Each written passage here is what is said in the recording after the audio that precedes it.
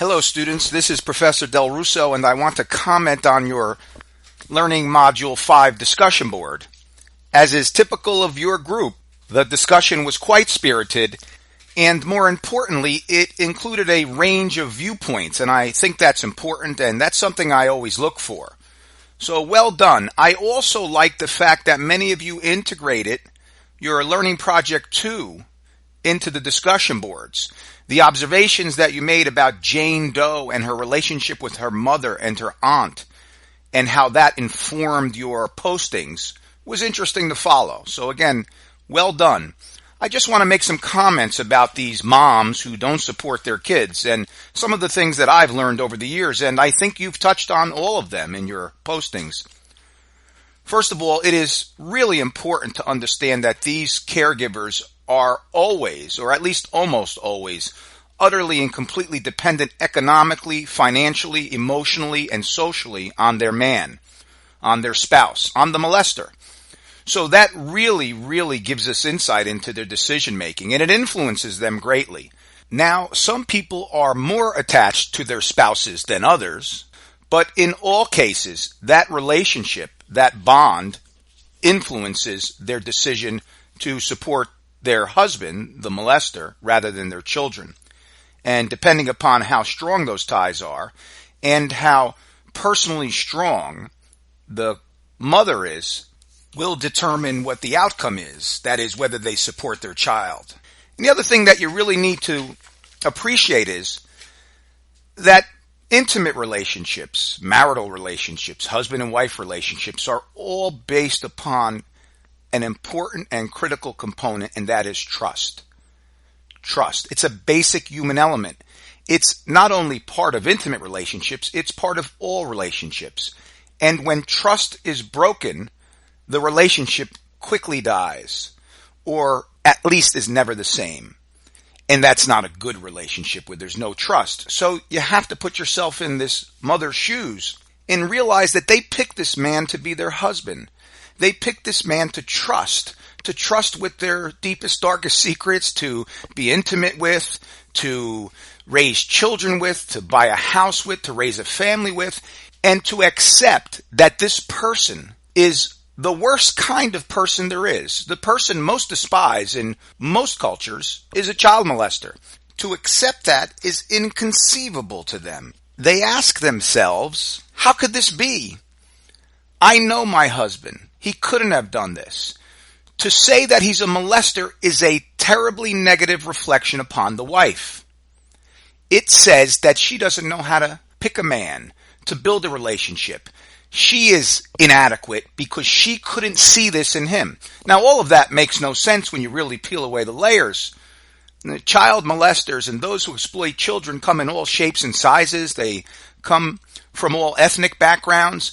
They hide their handiwork very well and very expertly. And even intimate partners can't uncover this, in large part because they have to exist in an intimate environment where trust is the bedrock of their relationship. So when a husband or boyfriend is walking out of the daughter's bedroom at 4 o'clock in the morning and he claims to be checking her forehead for fever, you believe it.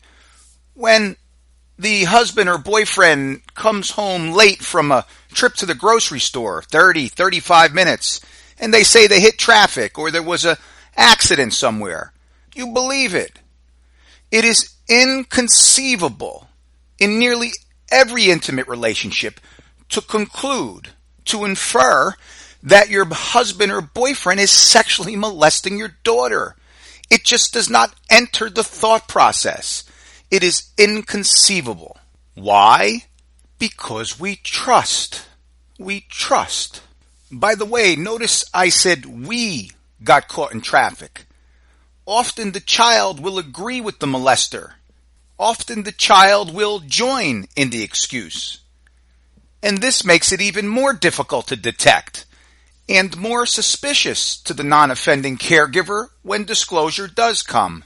So you need to be mindful of those kinds of dynamics. And there are quite a few others, and psychologists and child abuse professionals who study the human mind and relationships are certainly better at expressing this than I could possibly be.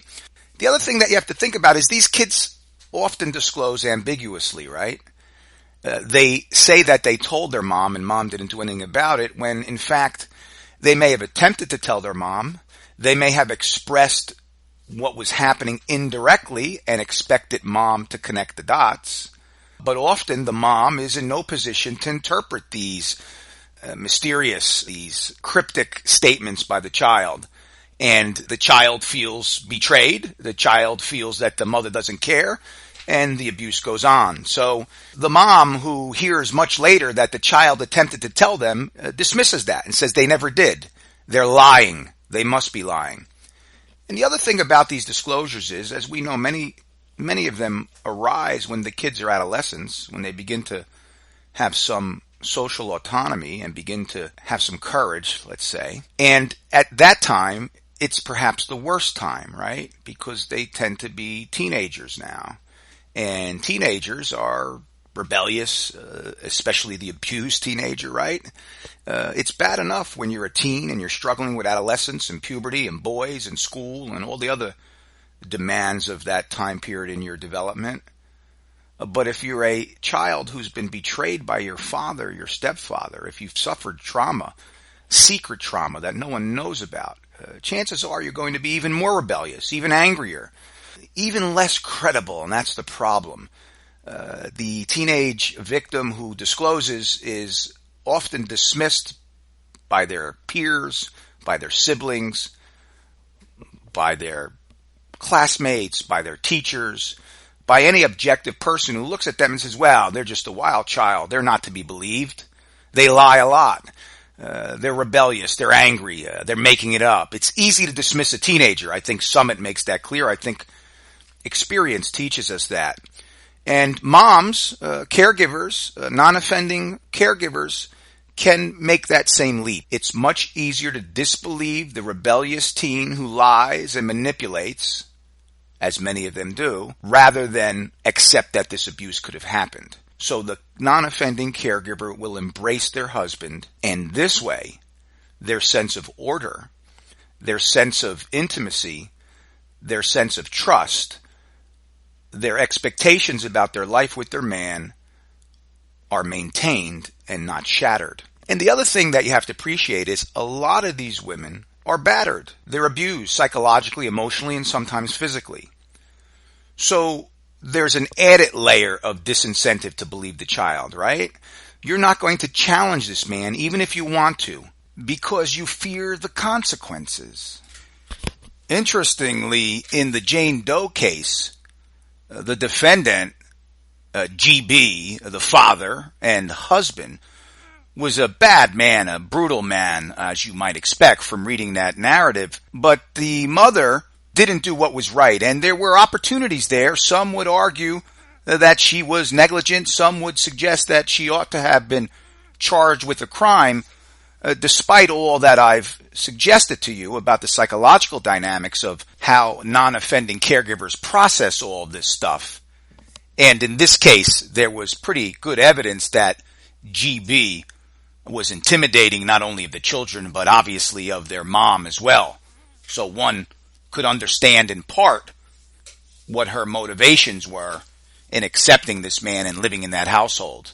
Nevertheless, the children in that case, the victims, had come to me the second time that led to the prosecution, and they asked me to promise that I would not prosecute nor indict their mother. And that was important to them. And they obviously knew that their mother was in jeopardy, legal jeopardy.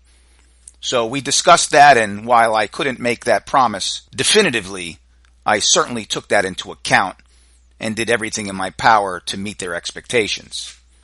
So I hope this sheds some light on the dynamics of the non-offending caregiver in a incest case or an intrafamilial case, and why often they choose their husband or their boyfriend over the molested child.